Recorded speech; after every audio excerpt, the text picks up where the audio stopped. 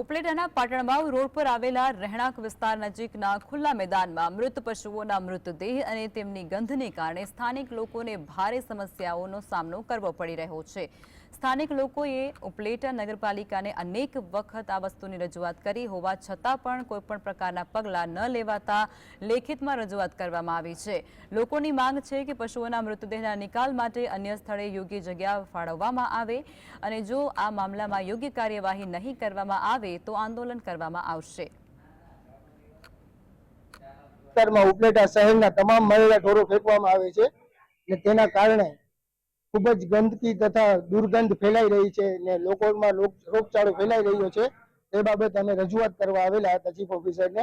4 વાગ્યાનો અમને ટાઈમ આપેલો હતો। 4 વાગે ચીફ ઓફિસર વયા ગયા। માંગણી એ છે કે જલ્દીથી જલ્દી આ વસ્તુનું નિરાકરણ આવે અને તેની કોઈ અલગ જગ્યા ફાળવવામાં આવે। જે મરેલા ઢોર જ્યાં ફેંકવામાં આવે છે તેની અલગ જગ્યા ફાળવવામાં આવે। અમે આવ્યા છે અહીંયા ફરિયાદ કરવા, પણ અમે 2 વર્ષથી જાણ કરીએ છીએ, 2 વર્ષથી ફરિયાદ કરી છીએ। અમે વિડિયા ઉતારેલા છે, વિડિયા ઉતારી અને અમે દેખાડવા આવ્યા છે અને અમે આવતા વર્ષે પણ દેખાડવા આવ્યા હતા, પણ અમારી ફરિયાદ કોઈ લીધેલ નથી।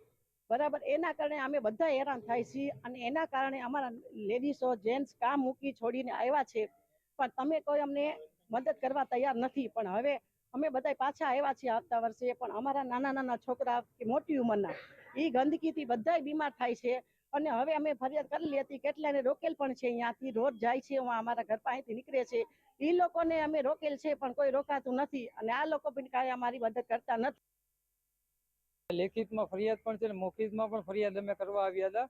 ચીફ ઓફિસર સાહેબને ખબર થતા તે જગ્યા મૂકીને ચાલ્યા ગયા ને આ ફરિયાદ ઘણા સમયથી ચાલે છે ને ઘણા વર્ષોથી સ્થાનિક લોકોની ચાલી રહી છે।